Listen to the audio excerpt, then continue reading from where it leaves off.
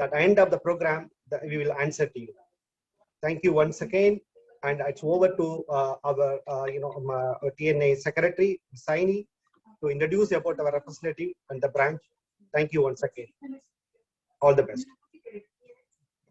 Thank you, Dr. Gopi. A very good afternoon to all of you. Am I audible? Yes, you are audible. Yeah, I bring greetings from TNI Delhi State Branch. The responsibility entrusted to me is to introduce the representatives of TNI Delhi State Branch. I would request Pragya ma'am to just share the slides. First, I would like to introduce Dr. L. Gopi Chandran, who is the president of TNI Delhi State Branch. He is working as an associate professor in College of Nursing, AIMS, and he has an experience of about 24 years. And in this webinar, he is the chairperson. Next, I would like to introduce myself, Mrs. Shaini Chako, who is the secretary of TNI Delhi State Branch. And I'm working as a senior nursing officer in ESI Hospital. And I'm having an experience of 26 years. And in this webinar, I will be the co-chairperson. Next slide. I would like to introduce Madam Bindu Shaiju, who is the chairperson in Nursing Education Committee in TNI Delhi State Branch. And she is the associate professor in Rufadia College of Nursing, Jamia Hamdard. And she has an experience of 24 years. And in this webinar, she is the coordinator. Next, I would like to introduce Madam Yangshan Dolma, who is the chairperson in Nursing Services Committee in TNI Delhi Branch, and she is working as a senior nursing officer in AIMS, and she has an experience of 23 years, and in this webinar, she would be the moderator. And lastly, I would like to introduce Madam Miss Swati, who is the representative of ANM and LHV, and she's working as a nursing officer in MCD. She has an experience of 4 years, and she would be the moderator in upcoming webinars. Now, just a few words.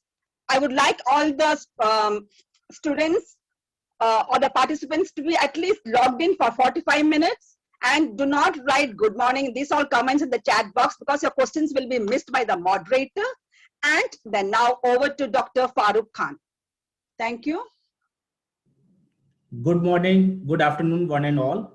Today I am here, and thanks to Gopi sir, who has given an opportunity to our Nursing Teacher Association, and thanks to CBS Publications, and all the things which I have, all the participants, and thanks to all the moderator from the NTI as well as from the TNI Delhi branch.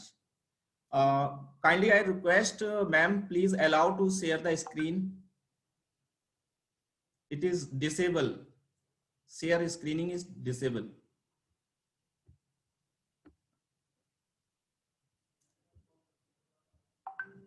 Yes, thank you so much.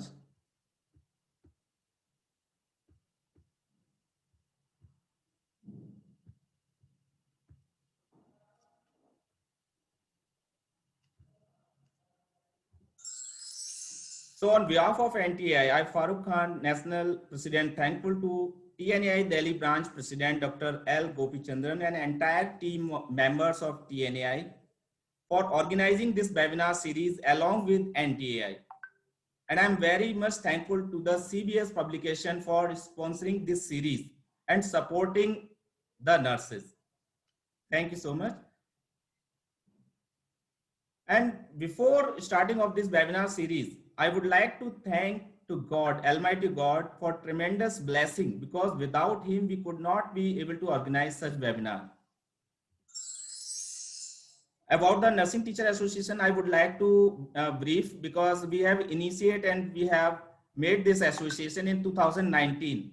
Our secretary, Mr. Manish Kumar, is a secretary in NTA, and we have seen a dream of association, and the dream is getting true by endless effort of our team members. You can visit our association website and also our YouTube channel, having the more than 5,000 subscriber. And these are the few objectives of our association. Why? Because we have created this association. And who can be a member of NTA? Any postgraduate and any BSc nursing tutor can be a member of NTA. And here the NTA representative in webinar series, chairperson myself, Dr. Farooq Khan, president, the Nursing Teacher Association and principal, the Academy of Nursing Science and Hospital. And co-chairperson of this webinar is Professor Dr. A. Maria Therese, professor in nursing, medical surgical nursing, as well as president of the Puducherry branch, and professor in Mother Teresa Postgraduate and Research Institute, Puducherry. And the coordinator, she is a Dr. Sudha Rani, madam. She is a secretary in UP State branch, as well as she is a professor in Rama University faculty, Uttar Pradesh. So this is all about the NTI and the some steps we have taken, some event we have done, we have created with the support to the support of nurses. Thank you. And I request to proceed this, further the series. And I'm very much thankful to entire team of TNAI Delhi branch and CBS publication. Once again, I'm very much thankful to them because they have given an opportunity to supporting the nurses. So thank you so much.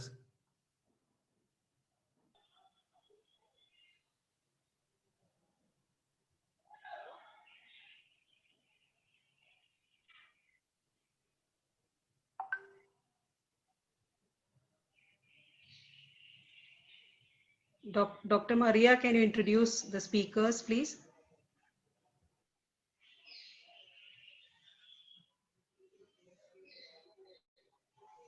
Maria ma'am, please unmute yourself. A very good afternoon, my dear friends. It's my pride and privilege to introduce a young and energetic, empowered personality, Dr. Manju Dandapani. She is a faculty at National Institute of Nursing Education, PGMI, Chandigarh, and she has worked as a faculty at some reputed institutions like AIIMS Delhi, PIMS, JIPMER Pondicherry, etc. Dr. Manju Dandapani is specialized in neuroscience nursing and possesses extensive experience in critical care nursing, clinical research, and education. She strives to make significant and lasting contribution to both neuroscience nursing research and practice, and has been instrumental in conducting in-service education and initiating a nurse-led neurosurgery clinic, and developing specialized role for neuro nurses such as neurosurgery counselor and stroke nurse. Dr. Manju was also integral to the establishment of stroke survivor and caregiver support group at the Postgraduate Institute of Medical Education and Research, Chandigarh, the first of its kind in India. Her publications are an asset to the expanding knowledge in nursing profession. She has been a recipient of so many awards such as Society of Indian Neurosciences Best Neuro Nurse Award, Best Publication Award, and has regularly received the title of Best Paper during academic conferences. I feel elated to mention here, of course, it is a pride to all of us that to celebrate 2020 as the year of the nurse and midwife woman in global health in partnership with WHO, UNFPA, and International Council of Nurses, the International Confederation of Midwives and Nursing. Now, she has they have selected Dr. Manju Dandapani as top 100 nurses and midwifery leader among the notable nurses and midwifery for doing extraordinary work in the field and the community by Women in Global Health. Congratulations, Dr. Manju Dandapani. Let us give the big applause to her. Thank you so much, ma'am. With the intention of nurses can do much more for patient outcome. Over the course of pandemic, Dr. Manju Dandapani developed nursing care guidelines for critically ill COVID-19 patients, conducted further research in areas such as healthcare providers' mental well-being, prepared a training module on COVID-19 and participated in a number of webinars in communicate her findings and facilitate dialogue on health and wellness. Today, we have empowered leader Dr. Manju Dandapani. She is going to enlighten us with the theme, I am a nurse. Why am I significant? Dr. Manju, over to you. Thank you. Ma'am, one more speaker needs to be introduced. After that, we go into the session. Yeah, sure.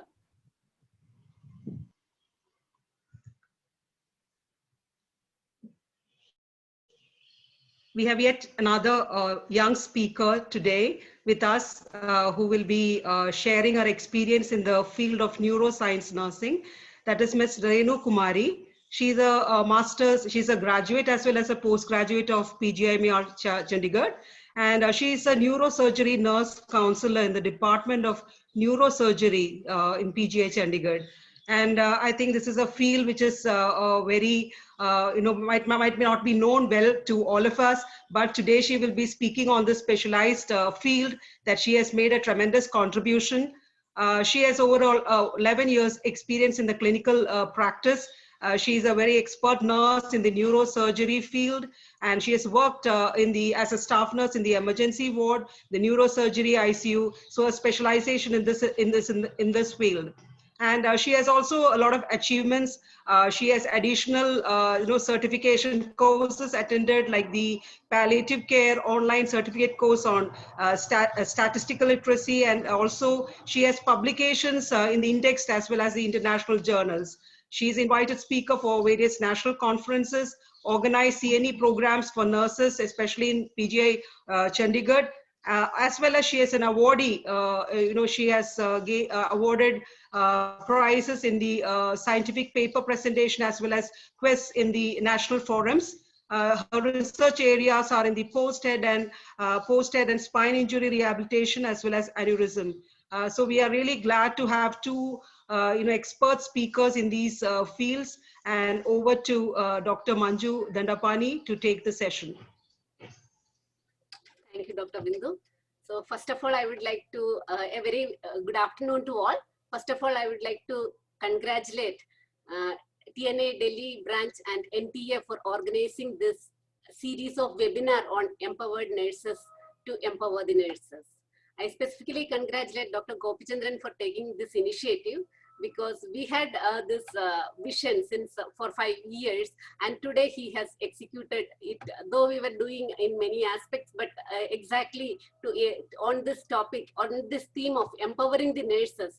Today, through this platform of CBS and TNA and NTA, he could execute this. So once again, congratulations, and thank you for inviting me as a speaker. So we know that when we talk about empowerment, so just let me share my slide. So is the slide visible to you? Yes, ma'am. Yeah. So when we talk about empowerment, it's about giving authority, giving power, or powerful, someone who is powerful, confident, strong, or bold. Or empowered means it is having the knowledge, confidence, means, or ability to do things or make decisions for oneself. So I don't know, we have so many ligands who possess all these characteristics, all these things about empowerment, but I did not ask the organizers why they have invited me as a speaker, but I will tell you why I have accepted this invitation as a speaker to take part in this webinar on empowered nurses to empower nurses. So according to me, my vision is my power. So what is empowerment? Empowerment is the ability of a person to generate power and to transfer the power. So for me, my vision is my power. So when I say that, what is my vision? So my vision is to see the best out of or through the worst, to see the best through the worst. So here I would like to give an example. When I was in second year BSc Nursing at AIIMS, I remember Dr. Rachel Andrews telling me to give sponge bath to a patient who was diagnosed to have dengue hemorrhagic fever, who was profusely bleeding and was almost in a blood with smell, and like a dead body, the patient was lying on the bed. So what I did with my friend first was going to the treatment room and crying at that young age. So I was not able to accept that I have to give sponge bath to that patient, because it was very difficult to stand near the patient and give. So however, we have provided sponge bath to the patient, and after providing sponge bath itself, we could see a significant change in the grooming of the patient. So after 3-4 days, I have seen that patient sitting and eating food, and during our posting only in 1 or 1.5 weeks, he got discharged without any complications. So that particular incident helped me to develop a collage of a series about a patient who is seriously ill. So whenever I see a patient who is critically ill, I create that collage. On the one side, the patient is very sick, and the other side, I see the patient who is discharging or getting discharged, walking and independent. So when I talk about patient, this is how it is. And when I talk about the nurses, you know that many times they said that I'm a nurse, I don't like to be a nurse. The same nurse saying that I'm proud to be a nurse. I'm one example of that. And when I talk about the society, those who say that, oh, she's a nurse. So the society will one day say that, yes, I'm happy that you are with us who is a nurse. So similarly, the authorities and the government give us all the necessary rights and privileges and respect which we deserve. Actually, so this is how I created my vision, and I believe that when this is my vision, God will give us the right fuel, fill our tank with the right fuel in the form of knowledge, attitude, skills, and resources. In the form of God will give us the right people to achieve this, to work with, to achieve our vision. So this is what I believe, and this is why I believe that my tank is not empty. I have some fuel in my tank. So that's the reason by which I have accepted today this invitation to speak in this forum. So other than that, one more thing I would like to share with you. As nurses, we need to exercise our power. When we say that we need to exercise our power, are we really exercising our power? Are we doing whatever we are trained to do? So which may be creating a lot of gap between the theory and practice. So when we say about exercising our power, I would like to give you an example.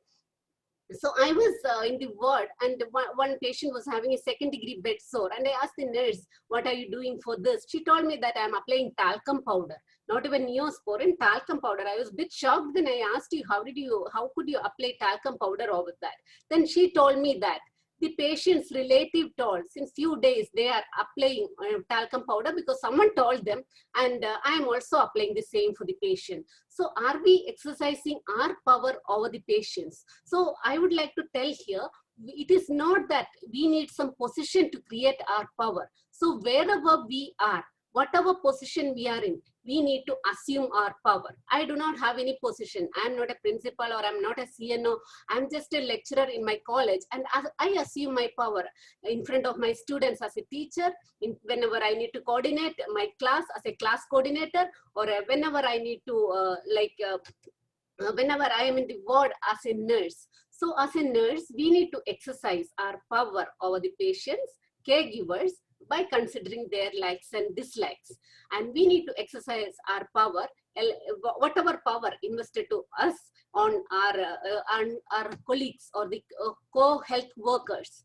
So this is one of the important things. So another example here, I can say that many times, like in my ward, the nurses or the DNS, they say that whenever I say the relatives to go out, there will be multiple relatives sitting near the patients, go out of the ward, they refuse. But then I tell you that if I make them to understand with the rationale and what consequences patient can have when multiple relatives are there, so then they will go. So we need to exercise our power. We need to make our knowledge visible to them. Then they understand that this is the rationale and we need to go. Similarly, I was attending one of the infection control workshop, which was meant for the DNS, nurse administrators. So they all had one similar complaint that residents, JRs and the SRs in the ward, they never cooperate with us. They always discard the syringes here and there and test tubes here and the sample here and there. Then MS of the institute told that, so I am empowering you to take action against the JRs or the residents, and you can always complain to me whatever is happening, this kind of similar activities are happening. Then in unanimous voice, they told that we cannot take this responsibility. See, when someone is giving power to us over others, we are refusing that. So is this the right way of doing that? So we have to empower ourselves. This is one of the most important thing. The another thing that when we talk about the nursing interventions, nurses function in different levels. Sorry.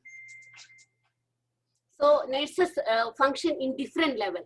Our nursing interventions can be classified as independent nursing interventions, dependent nursing interventions, and interdependent nursing interventions. Independent nursing interventions are the interventions that we do ourselves within our boundary prescribed by a nurse. And the dependent nursing interventions are the interventions which are prescribed by some other health workers, maybe dietitian or the doctor. Interdependent health interventions are the interventions that we do or decide in collaboration with other healthcare workers. So when we talk about, so this independent interventions give us autonomy over the patients, autonomy of our profession. So when we look at a patient of head injury, severe traumatic brain injury, I have worked in neuro ICU many years. So this would be the maximum interventions which would be written by the doctor. If it's a patient who need to be conservatively managed, we can see here around 5-6 interventions. But this is the list of the intervention on the right hand. This is the list of the interventions which nurses can prescribe and perform. This is just 1/4 of the list of the interventions that we can do. So now you look at and say, who is having more autonomy of the patients? Who is having, and are we exercising this autonomy? So with this, I would like to add one thing. So as a nurse, when I was working in the neuro ICU, we used to do all these interventions. I told you that 4 times of the interventions for the patients. But sometimes I see that we don't do some of these interventions. So what we are doing, we are losing our power. Some of the procedures like we don't do diet counseling, we don't do monitor Braden score, we don't do range of motion exercise. So we are losing our power. So when someone else, when doctors are writing these interventions, to be frank, it is shocking to me also as well. So when doctors are writing, prescribing some of these interventions, suctioning, chest physiotherapy, from our side, they are taking the intervention and writing what we are doing. We are transferring our power to them. Is it necessary really? Why are we giving away our power to other healthcare workers?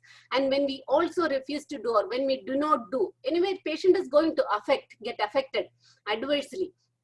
So someone has to do it. It also gives away or gives scope for creation of new professions like respiratory therapists, music therapists. So all these things which actually we ourselves can do. So we need to make sure that we keep the power, we keep the right to prescribe for the patients with ourselves, and we need to intervene these procedures so that our autonomy over the patients, our intervention, our nursing is becoming more visible to the patients and the caregivers and other healthcare workers, which really give us a lot of respect and reputation. So independent decision making and independent interventions along with responsibility and accountability and a proper documentation and reporting gives us real autonomy. So there is no point of telling that we do not have autonomy. We have just seen that we have even more autonomy rather than doctors over the patients in the healthcare profession, but we are not realizing it and we are not exercising it many times. When I tell about exercising the, exercising our authorities, I can give another example. Like I remember when I joined neurosurgery ICU in AIIMS, after a few days, one patient got seizures, and the senior, and I had administered injection midazolam as verbally instructed by the doctor. So my senior nursing officer came and told me that, please document very clearly that verbal order by so and so doctor. So I was about to document that, but when I was documenting verbal order, I thought, what is this verbal order?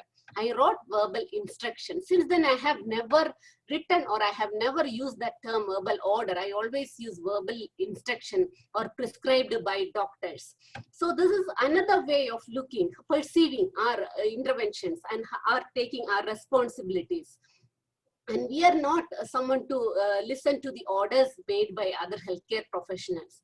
And another aspect which I would say is that, like, whenever we do various procedures, we also perform some of the interventions for the patient. For example, a lumbar puncture is going on. Doctor is puncturing the patient and collecting the CSF sample. But we are providing the articles and we are opening the cells and we are taking all the measures to make it the intervention to be done in an aseptic way. So many times nurses say, I have provided all the equipments and now I do not need to assist doctor. My dear friends, we are not assisting anyone. We are doing our responsibility. Why do we ourselves call that we are assisting? When the teachers also many times I've heard that assisting procedures and the independent procedures and the assisting, it's not assisting procedures. As WHO rightly said, nurses and midwives are not doctors' assistants. They are health professionals in their own right with specific skills and training that enable them to perform a wide variety of essential roles. These are some of the small things I practiced during my clinical experience when I worked as a nurse, and that's why I felt that I have the right to accept this this invitation. And I really believe that when we have the right vision, God will provide us the right people and right resources and knowledge, attitude and skill to achieve that vision. So today my topic is, I am a nurse. Why am I significant? Why did I choose this topic? Because we know that self-awareness is the precursor to self-empowerment. So we need to understand our importance. We are not realizing our importance. In different domains, we are not understanding our importance. That's the reason by which we are, many times we feel that we are not empowered. Like amidst of doing a lot of responsibility, lot of scope of practice, we say that I'm a nurse, whatever higher education I do, PhD I do, I will remain as a nurse. Yes, you will remain as a nurse. I will remain as a nurse. So, but when we understand the importance of that nurse who remain as a nurse, performing various roles, self-empowerment comes, which will help us to empower ourselves and transfer the power to others. I believe that that's what I'm able to do in a small scale. So I told you that we need to understand what is a nurse. So who is a nurse? As per Florence Nightingale, she's saying that nursing is an art and it requires an exclusive devotion and it is one of the fine arts. Yes, I also believe that it's a fine arts.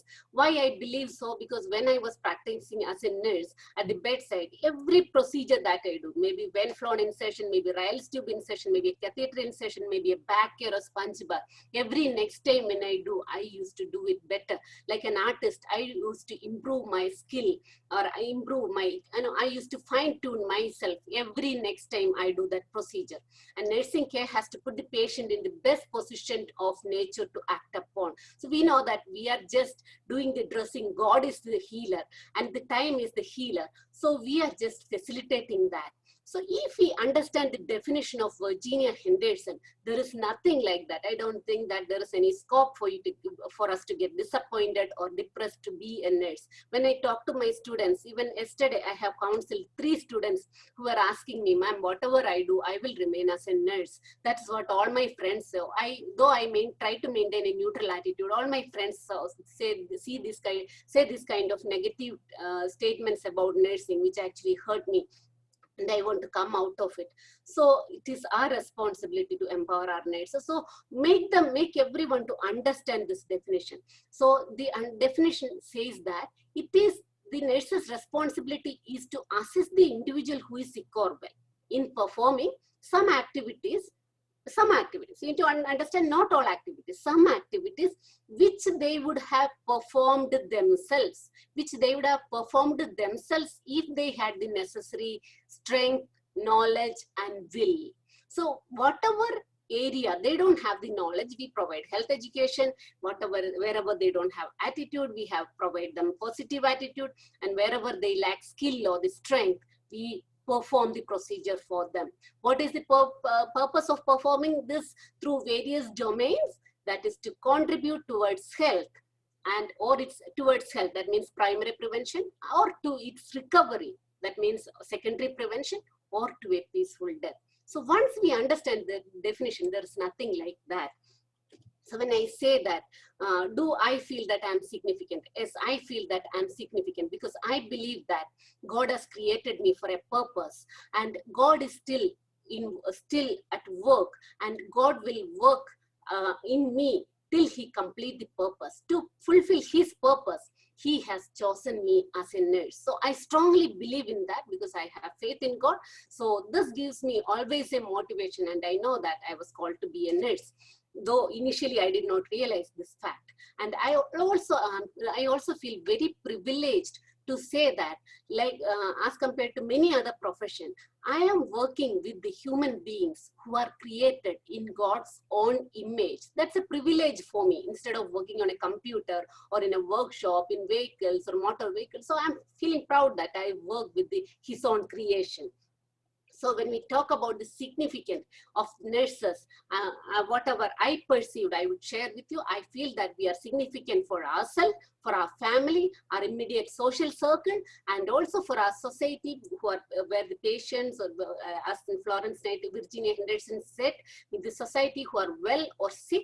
And also we are significant for our own nursing profession, our nurses, and healthcare system entirely. So let us quickly go through that, and because this already you know, but I'm just making you to, in a structured way, making you to understand where all and how all we are significant. So first, we all know that we all have to be selfish. We all are selfish. We all will be very, very much interested in helping others and serving others. Yes, that's definitely a good character. That's something very good. But if you do not take care of yourself and continue to serve others, you will not be satisfied. Ultimately, you will not be satisfied. Maybe short time you may get satisfied. So we have to always be selfish in taking care of ourselves. Selfish, I hope you are taking in the right sense. So why a nurse? As a nurse, I'm significant to myself because I know that I need safety. I know I need all these physiological needs like breathing, food, water, like health and safety, and my psychology or mental well-being and self-esteem. We know that how to maintain all these things for the patients based on Maslow's hierarchy of theory. Is it just a tool only for the patients, for us to identify the patient's needs? No, this tool is as well applicable to us. So we have to understand that as a nurse, we are able to fulfill all this domain better as compared to other people, because we are learning the task and strategies to fulfill all these needs for others as well as to us. So utilize it. So understand that we are significant to ourselves. And are we significant to our family, to build a strong family? Yes, because we know that in a family, we have physical needs of our family members, emotional needs and social needs. And we are well trained. Any problems, small illness, health problems, in terms of hygiene, in terms of waste management, healthy diet, everything, physical activity, everything we are trained. We have vast knowledge of about all these things. So we feel really understand our role in building a strong family. There is nothing like that. We will get more motivated. We are significant over here. So here I remember one example. I remember like when I was after completing my BSc, like my friends and others were getting proposals. So if a boy agrees for a proposal, we would sit and cry that boy agreed because I'm a nurse. I'm a nurse. He wants my money. He wants my that. He knows that I can do all this. I can fulfill all these needs. That's the reason by which he has agreed for this marriage. So if he doesn't, if another boy refuses a proposal, then also we sit and cry. So I was recently sitting and laughing. What is this? So we have to be really proud that whether it is boy or girl likes to marry a nurse. it is because of all this, because we are capable of all this. And the literature says that we learn, as compared to all other professionals, we learn multiple procedures, and our hands dexterity is huge, that we can adapt to any kind of procedures, perform any kind of skills, and we have good emotional balance as compared to other professionals. So understand, dear friends, our role in our families, and as well as our immediate social circle, which include our friends.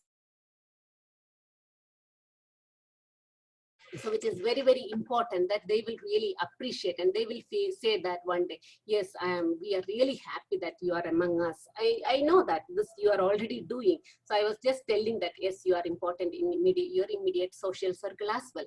So next, where is our role? We have a huge role in primary prevention, our role in society. I'm going to tell about the role altogether in our society in the field of primary prevention, secondary prevention, and tertiary prevention.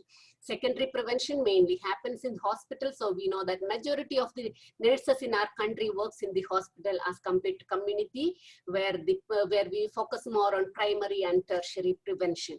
So you know that as a nurse in the hospital, we work as a care provider, counselor, communicator, comforter, advocate, and collaborator. So we know that immense of a lot of pressure, lack of resources, we give our best to our patients in providing care. Though there is always room and scope for improvement, we do it. Nurses do it. Without our help, without our large contribution, none of the patients would get discharged from the hospital. Only we are doing. So I think we should give a big applause to ourselves for this particular task you are doing. I appreciate all of you for doing this. And we need to also realize that we are also counselor, we are also good communicator, we are comforter to our patients and caregivers, and we are collaborators with other healthcare team members to achieve the better outcome of the patients, and also we advocate. I don't know whether you are really understanding what's the meaning of advocate. You know that an advocate, what the advocate does, he speaks for the client, his or her client in the court. That's what you wouldn't have directly seen it, but I know that in serials and movies, you have definitely seen that the advocate speaks, even though the client, whatever the position is, right or wrong, the advocate speak for the client. So similarly, we need to speak for the patients. When we ask to the administration for adequate gloves or other PPEs, they say that it is not available. But then we need to give with data and power that, yes, we need this many things for preventing infection to my patients.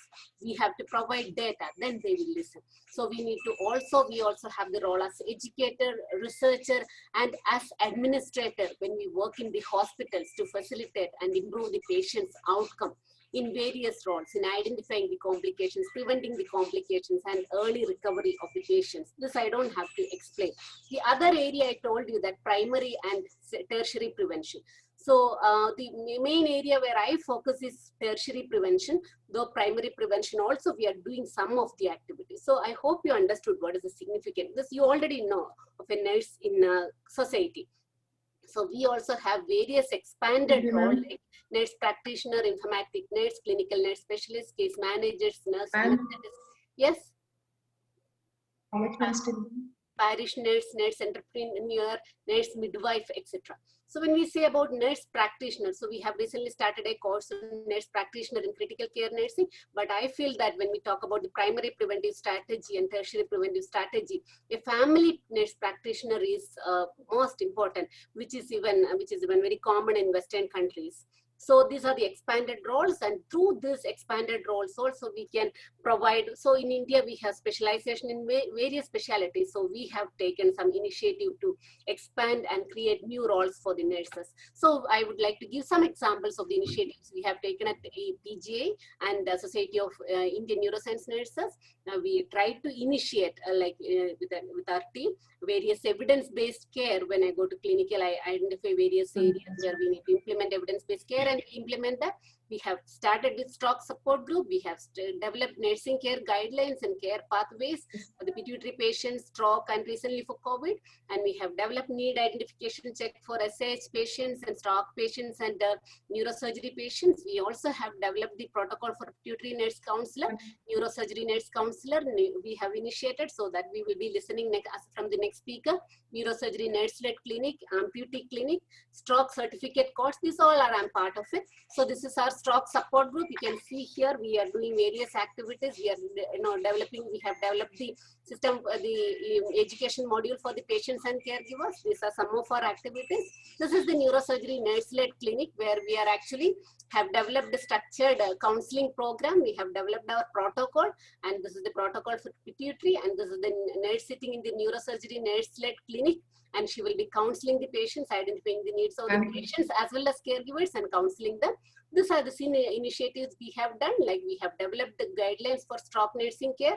We are starting, next week we are launching our stroke nursing certificate course. During the COVID, we have developed protocol. We have done multiple studies and done publications. And recently we have started our PG amputee clinic because I was already a part of nurse-led clinic in neuro. They have included me also, and as well as I am coordinating orthopedic and rehabilitation nursing this year because we don't have neuro nursing in this year. So so I am involved in that. Because here I would like to highlight one thing. When we have started, like every step, the doctors were taking my, opinions and inputs for further running it. So that is one of the things, like when we utilize our knowledge, really is. This is the last thing. So we will be really recognized. So far we have seen our significance for ourselves, our family, our immediate social circle, and our society, and in primary, secondary, and tertiary prevention. And we are also responsible for our nursing profession by upholding our nurse professional values, expanding our body of knowledge through research and publishing it, and through creating education and enhancing education through developing various courses, and by proper administration where we can enhance or make the visibility of the nurses more clear through various activities and skills and domains. We expand our roles and responsibility. We work on this aspect. We also are responsible, are significant for our own nurses to enhance improve their health or take care of their health and safety. That means we are advocate for our nurses as well. So in this concern, we are conducting a project on CVD to prevention of CVD among nurses, as well as we are also conducting a survey among headache pattern among nurses. And we are also involved in performing staff development through a lot of in-service education programs. And we continue to strive, for Dr. Gopichandran was telling, continue to strive for the professional rights of the nurses. And one day we hope the answer will come. And we are also significant in our healthcare system through policy making. We can do a lot of quality improvement projects to reduce the hospital stays and improve the recovery and cost containment. So these all are the areas where nurses are significant. So I can say that none of these things which we have done is not my work alone. It was a teamwork. I thank everyone who's a part of my team, whether my students, whether my colleagues, whether my nurses with whom I'm working, doctors in other departments. So teamwork is the ability to work together toward a common vision. It is the fuel that allows common people to attain uncommon results. So I also work with Dr. Gopichandran in various projects. So to achieve our vision, to take care of the health of the nurses. So we know that together we can move mountains. So today we have seen as a nurse why I'm significant to me, to my family, to my society, and to my profession, and to my professionals, and to the healthcare, the entire healthcare industry. So along with all this activity, I also continue as a teacher. I continue to educate and empower my nursing students because I believe that education moves people out with enthusiasm, respect, motivation, encouragement, networking, and transformation, which is really needed. So my dear friends, continue your small works that is, I can give myself as an example. One day it will be rewarded and the society will really recognize us as nurses as was one of the integral part of the society. Thank you so much. Thank you, ma'am. Ma'am has enlightened with us regarding why I'm a nurse, why I'm significant, and she also told us how to achieve our vision and how to keep our powers within us and how to take our independent interventions also. And even she has enlightened with us various hierarchies levels also. It is not only with the patients, it is also with the nurses also. And even she told how we have to manage the building the family strong relationship, even the significance and even all what are the expanded rules. Thank you, madam. It was a very enlightening session. Thank you. And I invite my next speaker, ma'am, Ms. Renu Kurmi, ma'am, to take over the session. Thank you.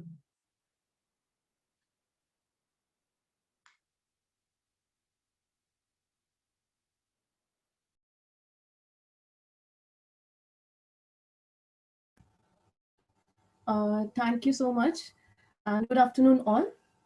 So first of all, thank you TNI, CBS, and most common ma'am Manju to give me the opportunity to share my work over here. Thank you so much. So without wasting much of time, I'm just going towards my PPTs only, my presentation. So neurosurgery nurse counselor, how it is significance. And now I can say I am an empowered neurosurgery nurse counselor. How I can say that? Because I'm doing the things differently the other bedside they are doing.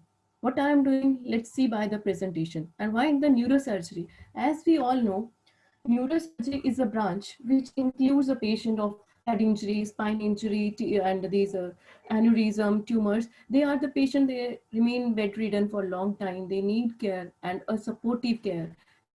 They have medical needs as well as the psychological needs. And that is not only for the patient as well as for the caregivers also. So when we have tell them how to care for the patient in a proper way, they will do that. So if they are not known how to care for the patients, they are not able to do that. So let's see what I'm doing in my clinic. So as I've told you,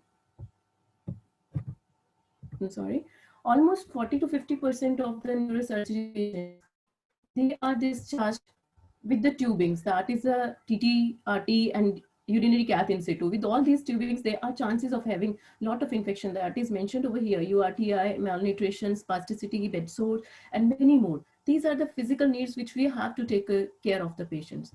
Moreover, these patients, they face the neuropsychological needs also. The patient as well as the caregivers. Why the caregivers? Because they are the person who are caring for the patient all the time, 24 hours. They are the persons who are caring. In between the care, they undergo anxiety, the pressure, the burden of the care, and due to all these things, they become socially isolated. So we also have to take care of the caregivers in our care module. So neurosurgery nurse counselor, as ma'am has said, this is a nurse-led counseling sessions are given to the patient and caregivers before they are getting discharged and during the follow-up when they come to the OPD. She possesses a master degree in neuroscience nurses with 3 years of clinical experience in neuro units. Nurse-led clinic, what it is and why it is. It is to address the physical and psychological problem of the patient, to address the caregiver burden or psychological issues related to the patient. Every clinic, they have a mission and a vision. So the vision is of this clinic is to improve the long-term outcome of the patient suffering with various neurosurgical illness. And the mission is to empower the patient and the caregiver in home care with the knowledge and the competence by education, brief counseling and training. This is the nurse-led neurosurgery clinical protocol, which is made by all of us in there.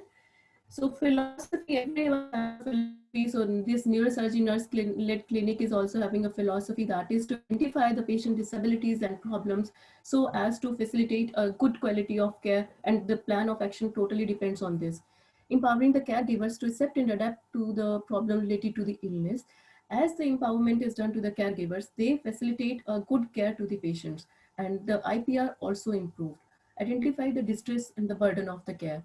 This will also help in reducing the stress and providing a good quality care to the patient. Training the caregivers and referring the patient to the respective department, that is a speech department, neuropsychologists, and physiotherapy, etc. The objectives of the nurse-led clinic is to assess the function status of the patient suffering, to identify the home care needs of the patients, to assess the neuropsychological status of patient, and according to that, referring the patient, brief nurse-led counseling is done in the clinic, and then if need is more, then the patient is shifted to the neuropsychologist. To improve the physical, psychological, and behavioral problem of the patient so as to enhance the self-esteem and self-worth. To counsel the caregivers about the holistic need of the patient, to educate, train, and counsel the caregivers about the home care and its importance. The job description of the neurosurgery nurse in the clinic is, it provides the opportunity to the patient and caregiver to share their problems. As they share their problem, the nurse accordingly counsel the patient and provide the care manual to the caregivers. Enhances the team approach. Team approach, it includes the, I'm sorry, it includes the staff nurses, the physician, the physiotherapy, dietitian, everyone is included in that team. According to the patient, the team approach is made. Disperse the information to the patient and advocate them, as Manju ma'am has told what is the meaning of advocate. So this is what is I'm doing over there. I'm advocating the patient whenever there is a necessity. Individualized attention is given to the patient and the caregivers. In the OPD, the assessment of the patient and according to that, the counseling to the patient and the caregiver is given. And in the non-OPD days, I used to visit to the wards and focus on the discharged patient and provide the interventions according to the need of the patients. So intervention which are provided in the nurse-led clinic, they are the airway and breathing management, that is the TT care, TT suctioning, chest physiotherapy, all is demonstrated to the patients. Fluid and nutrition management, proper feed charts are made, and what to give and what not to give, it is written on these pamphlets that are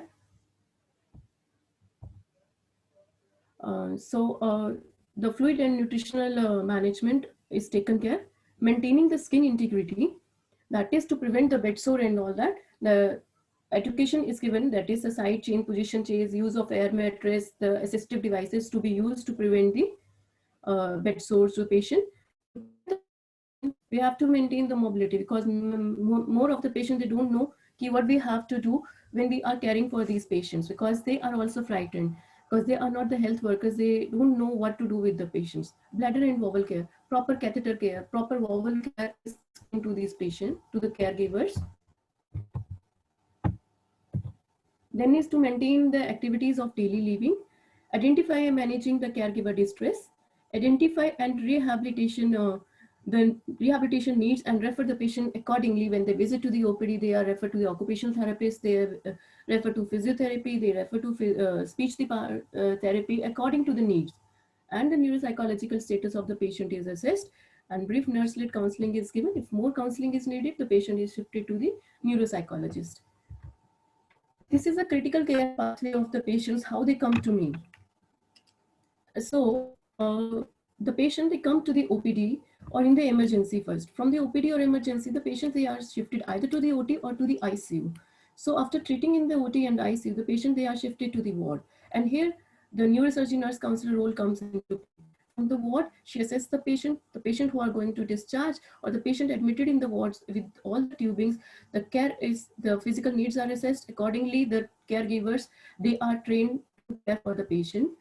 And then the patient, they are discharged, they goes to the home, or some of the patient, they go to the nearby hospital, and from there they come to the OPD for the follow-up. Again, I am there to counsel them in the OPD also. And some of the patients who have not received the counseling yet, they come to the OPD for first time, and the first counseling is given to them in the OPD only. So this is the pathway of the patients, how they come and where neurosurgery nurse counsel role come into action.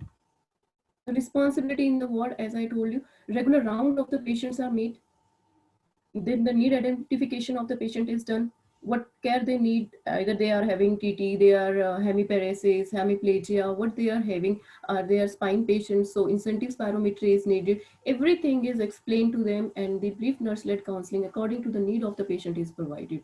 That if it is a spine patient, how to do log rolling, how to help the patient, spine patient to do incentive spirometry, tracheostomy, everything is explained because they don't know. And the nurses, they are busy in, like the clinical nurses, they don't have this much of the time to explain this to every patient. So this is my responsibility to tell them how to do all these things. Or if I am not able to do, then I used to call the physiotherapist, and they used to tell them what exercises and how to do that.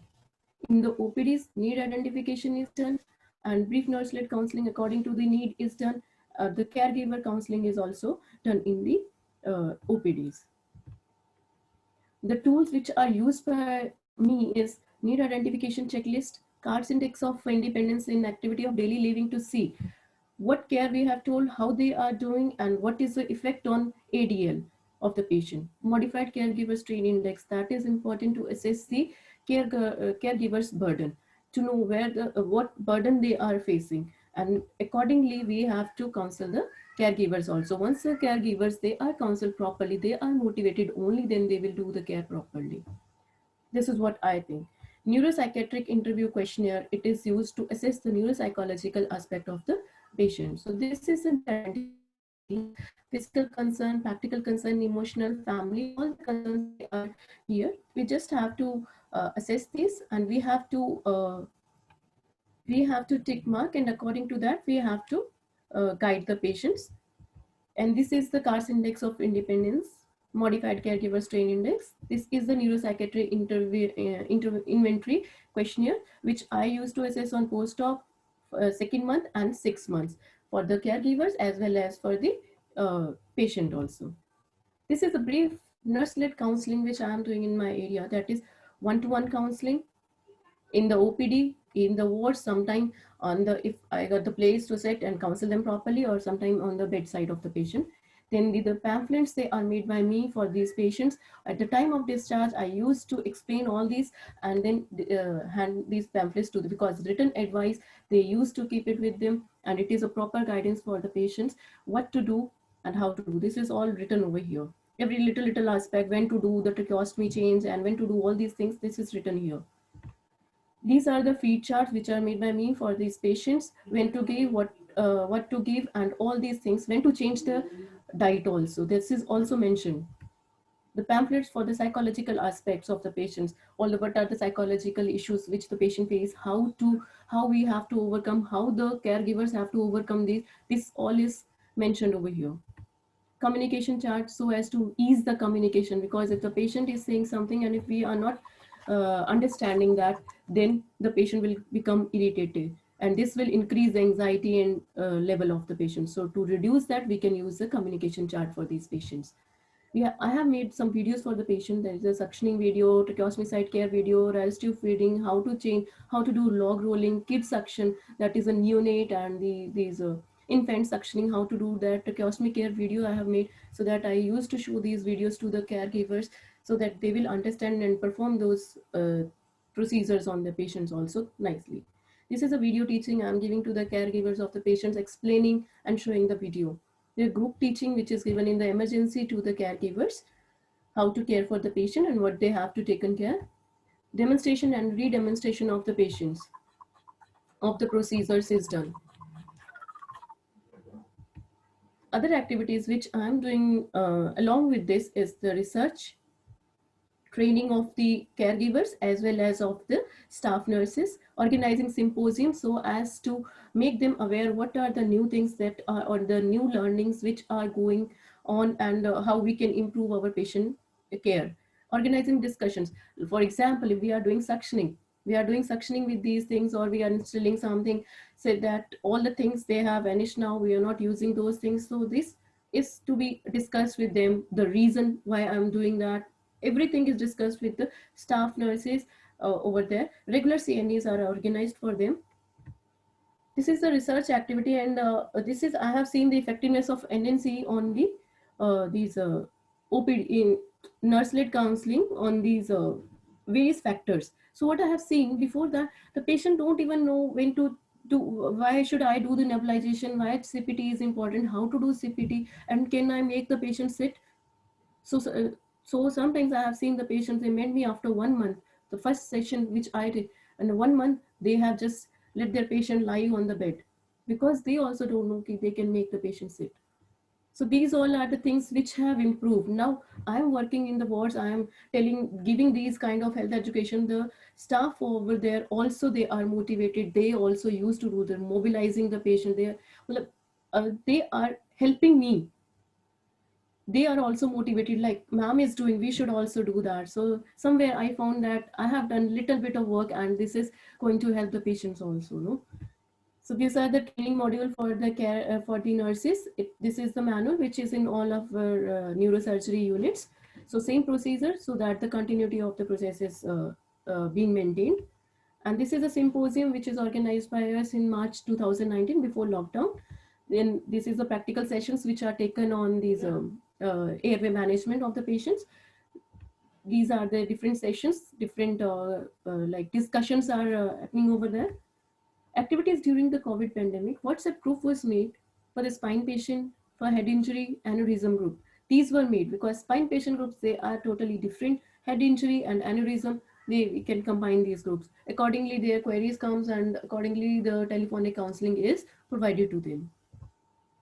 I'm just sharing one case scenario. This is a patient, I met him in the OPD. After 20 days, this is the first meeting. This is an aneurysm patient. He was, and this is the video of the patient after 4 months. I have taught them how to do every care. He's having hemiparesis of one side. Then he started walking with the help of the stick after 4 months of the work for this patient. And after 5 months, this is his brother is there with him. This is a psychological support for him, no? And after 8 months, his son is supporting him in driving also. So this is a scenario when we see these kind of the things which is happening to our patients, we feel so energetic that yes, we have to put our 100% to get our patients well. This is a baby. She's 5 years old baby. Why I'm showing this picture, her mother was totally reluctant in caring for her. Like she is, I can't do this care, I can't do suction, I can't give feed, I can't touch the patient, I can't give this side to the patient. How can I do? Regular counseling for 5 days I have done. I have holded her hand and teach her how to do suction, how to do feed, how to do position change. And then after 2 months, I can see a little smile on this baby.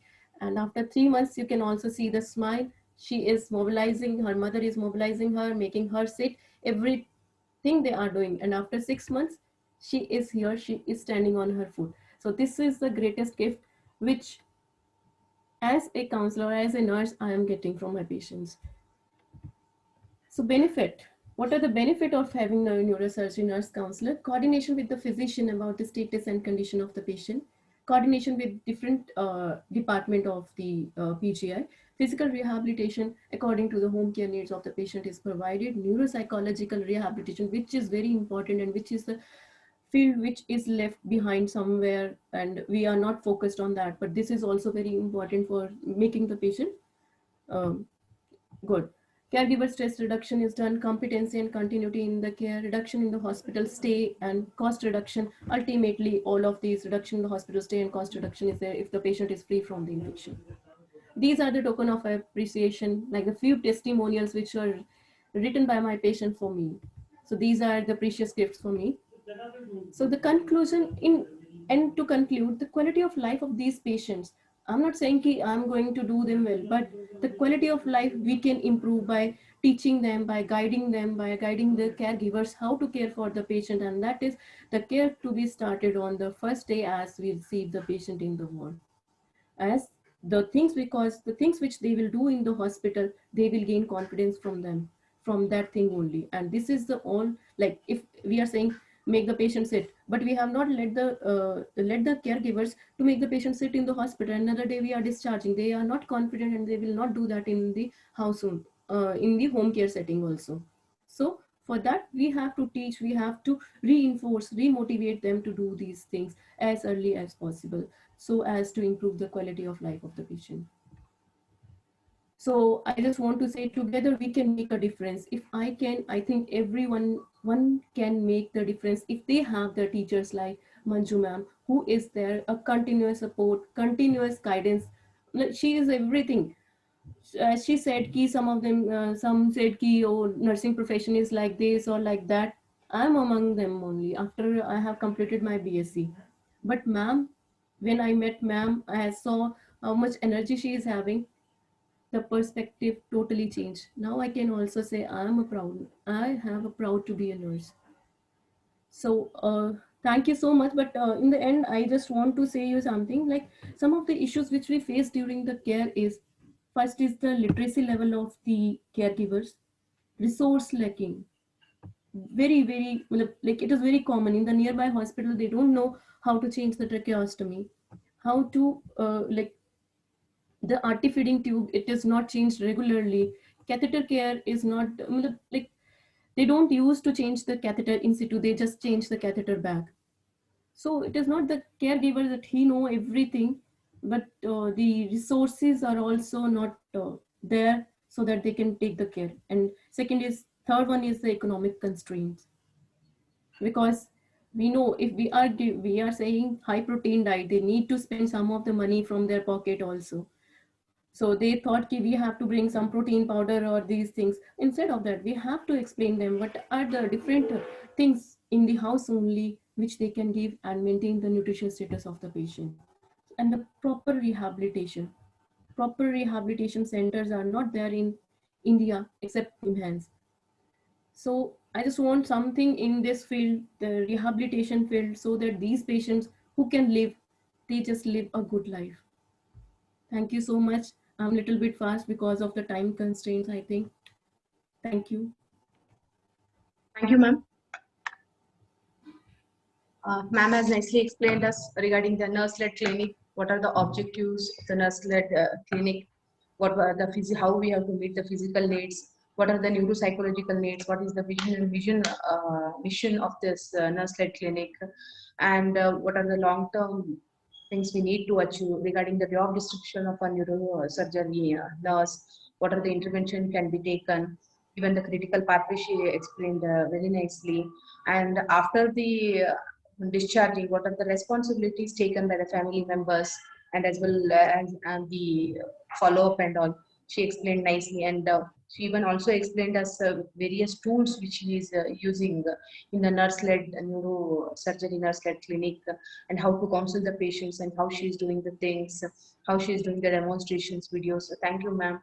And I request the attendees, if they are having any questions, they can just chat in the question answer box. And I think there are one or two questions. I'll just read out.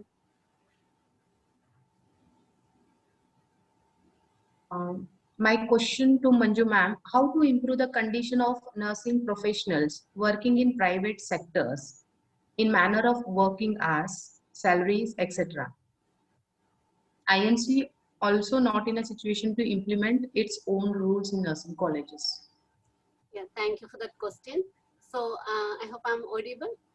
Yes. So like I also have worked as a nurse educated in private hospitals, so where I have seen the struggles and the difficulties that nurses are facing, like they do double duty. After the night duty, they continue to work, and low salary, high turnover, and lack of facilities what they are getting. So I know that the nurses, the senior nurses or the nurse administrators in respective areas are assertive, and they are taking a lot of initiative to overcome this. But I feel that at that point of time when I was working there, I was not aware of what power data has.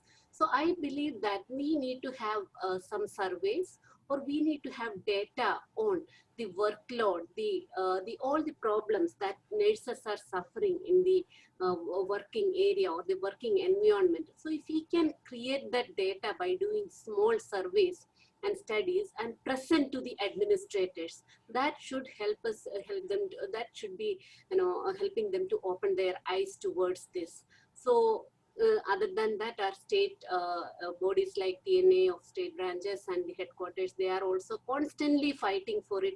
And I hope I know that it's a constant fight, and one day we will be able to see the light. And there is one more question.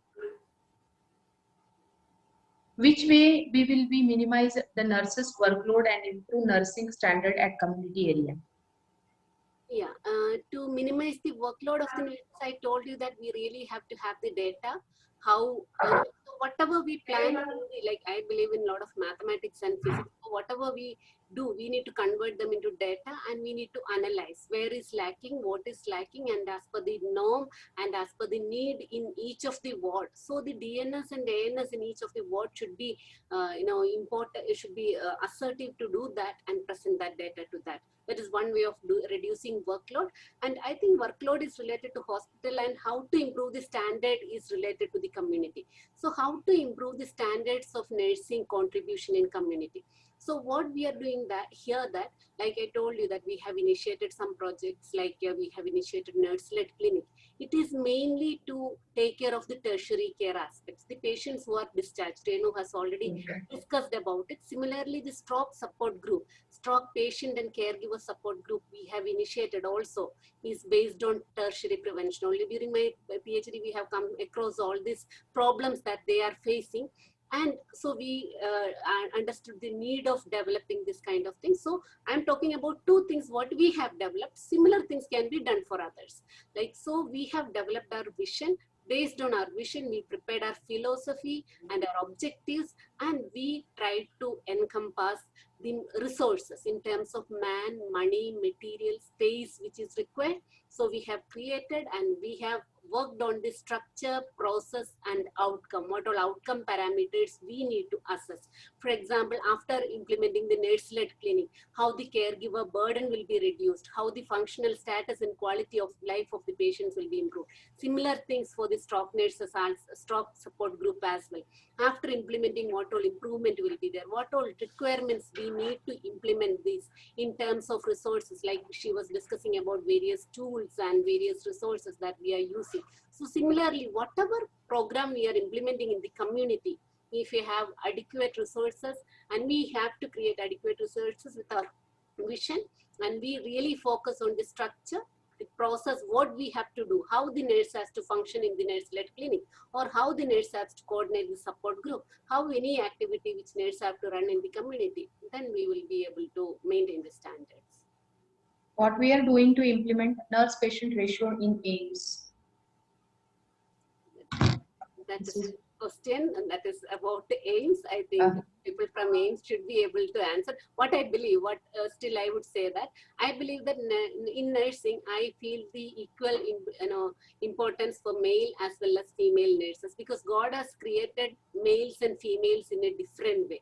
So only females dominating in one profession will not give a balance of its success. So I believe personally that males and females should be equally there in our profession to have a proper balance. So what is going on, I think Dr. Gopi will be able to answer that better. One more question is here. How we minimize difference between the theory and practice? Theory and practice. As one of the attendees writing, now nobody want to do the regular nursing course, especially MSc nursing. Yeah. When we say theory and practice, what is the reason? We learn a lot of skills. Are we doing that? If we are doing everything what we have taught, there will not be any gap between theory and practice. So what is that? We have a lot of knowledge, we have a lot of skill. If we connect that through, if you articulate our knowledge, skill through the proper attitude that this, our knowledge and skill is going to improve that patient's outcome. My significance in that, in the improvement of that patient's outcome, we will automatically do it. And then we need proper evaluation and monitoring whether the nurses are doing or not. So some of the places where I worked, I always encourage everyone to do whatever we have learned. I try to do that, to be honest. And but I have seen many places people don't do it. So like I know that the nurses who are already senior nurses, they were best at that point of time. They are doing whatever they have learned, and they may not be ready to adopt or accept the new responsibilities which are arising. Like when we are talking about counseling and other things, they think it as a workload. But then why the new nurses who are learning after a specialization, neuro nurse, so she has more responsibility now in the ward. So maybe the old senior nurses may say that don't do all these things, it will increase our workload.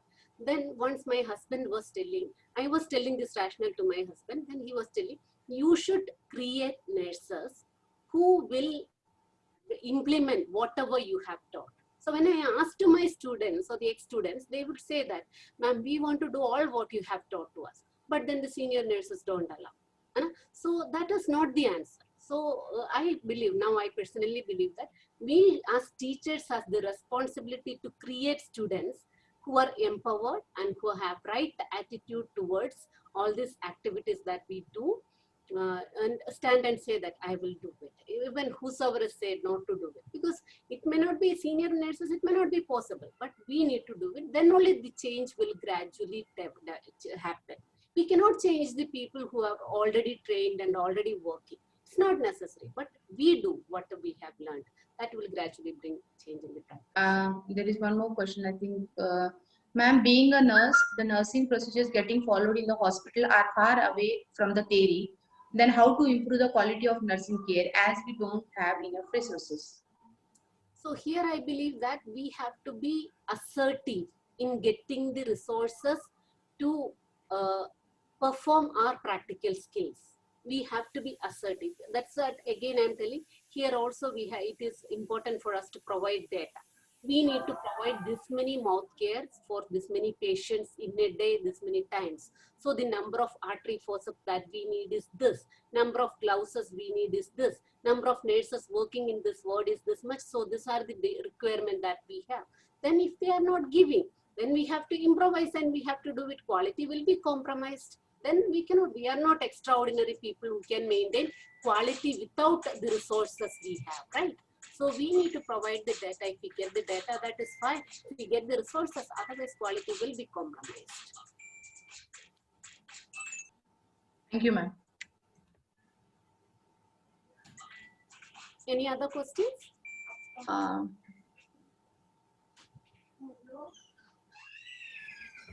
No. I just want to say something. Like when we do our MSc as a student, we are taught lot many things. We can do this, you have that much of the capability that you can do.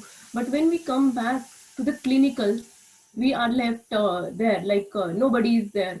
Or we are under the CNOs and they are the person, they are not going to help us. If you are going to do something different, that will just increase the workload. So I just request all the teachers, if you found there is some capability in some student, don't please motivate them and help them to have some, like Manju ma'am has helped me. This has reduced, this has given me a satisfaction, like I am using what I have studied in my books to the patient in reality. So if we do that to the young professionals, so this is going to help a lot to everyone, because they will also start loving this profession. Otherwise, there are a lot of MSc who are just sitting there and they are just saying, this is a profession we don't like, because after doing MSc, we are just doing this only. You are lucky enough to get the seat over there, but we are not that much lucky. And a lot of the things are there. But if the students are there having the capability, please bring them and please help them, because as teachers, you have a lot of approach over there. You can approach the CNOs and all that. They will not listen to us because we are just, for them, we are nothing. We have just read and we are just using our so-called brains. So I would also like to add here, like there was a practice that even though they do specialization in neurocardio, their placement would be in different areas. But after I came here, I went and approached CNO, and many times I told, and over the period, nowadays they are getting the posting in the same area. And I can also see many of our pass out students are organizing, even during this COVID, they have explored all these online platforms and they themselves, many conferences, even Renu is a part of, she was telling they are organizing. I just guide them, but they are the one who are organizing. I feel very happy for that. And all the initiatives, what I would like to work, they all are taking interest. And so I believe that if the nurses are able to do what we are really trained for, we will get a lot of motivation and satisfaction. So okay, thank you. Yeah. Thank you, Manju. Actually, what I rightly said, and even Renu said, see what you were and today what Renu. Okay, what is the program today? What I am doing. Actually, this is called the empowerment. When I came from Gulf country, when I came to AIIMS, I was thinking my faculty, all I have seen, my people, what I am going to make difference. Today I am doing out because of you. So thank you very much. And someone asked the question, say SIU norms. Actually, you may misinterpret it. Again, they put a post. Actually, the SIU norms for as per the nurse-patient ratio. That is one of the great challenges. You know, so many issues TNA taken up working for many years. Even we got recently also for the nurses, private nurses getting salary, minimum wages, minimum salary.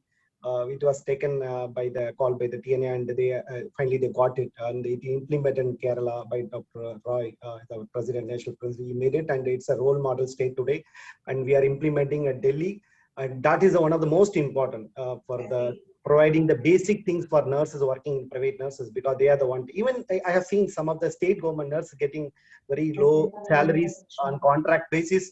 Even workers, you know, for plumber or electrician getting better salary than nurses. That is one of the very huge thing. That is one of the things we have to. That's a basic things, basic drive. Our physiological need that can be met only by that our basic salary and wages. That is really one of the things we are taking care. That is another one is the patient ratio, because nurses exploited more. Whatever Dr. Manju said, so many of them in the risk. Nurses are handled more risk in NCD and many diseases because they're exploited more and they are exposed more due to their working environment. That way, the SIU norm to be implemented. Where again, last week we had a meeting with all Delhi nurses unions. We strongly recommended that suggested the implement that SIU norms like general ward 1:6, special ward 1:4, and ICU 1:1. 1:1. Again, it is for not for the bed, bed ratio, not patient ratio, because sometimes patient will be also more. So our work on, not for the only for the patient ratio, not for the bed. But sometimes we keep many patients. Some of the I have seen 10 bed will be 20 patients will be admitted. So nurses again exploit more. So that way we are working, and it's a continuous fighting by TNI. Other than what today we are promoting you, motivating you like this kind of program. We never end. We will all the time will work for nurses. That someone asked what the TNA working in the group. TNA trained nurses in India, that some of them not aware, not become member. I think this platform you come to know TNA is a one body, which is a pioneer. It's 110-year-old and the professional body. We continuously working for you, open our eyes and looking for you to make it a nurses at par with the other country nurses, at par with the other medical professionals. Thank you once again. We are starting today. I would like to add one thing here. I would like to, and I'm so happy to say that many of our MSc pass outs, they are working as stroke nurses, now as neurosurgery nurse counselor Renu, you have seen. This year, the student who will be passing out from ortho will be working as an amputation nurse, because I told you that we have started the clinic. So to initiate all these things, I had to really go with the data. With my data was my strength. Go with the data after the HOD, CNO, MS. Then only this post of nurse, neurosurgery nurse counselor was created. And even after creating the post also for 2 years, I think we used to get regular phone call that Renu is not doing night duty. Renu is not having, there's so many, like replace that person for me in the ward. So if I again identify one more person like who can take up this kind of job, we will be soon starting the pituitary nurse counselor as well. Thank you so much. So I motivate everyone to do this kind of initiative. Thank you, Manju. Thank you, Manju. We have the time wind up now. Okay. Once again, thank you to all the panelists of the TNAI Delhi branch. I also thank the CBS publishers, and I also thank all the members of the today's webinar. Thank you, sir.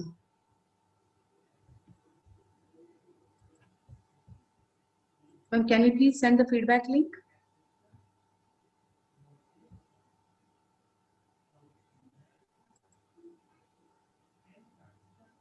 Bindu ma'am? I think there is no feedback link that has been prepared because it's an open, session. So we have. Thank you. Thank you. Thank you all. Thank you. Thank you all. Thank you. Thank you. Thank you so much. Thank you. Thank you so much for the opportunity. All the best to all of you for the further program.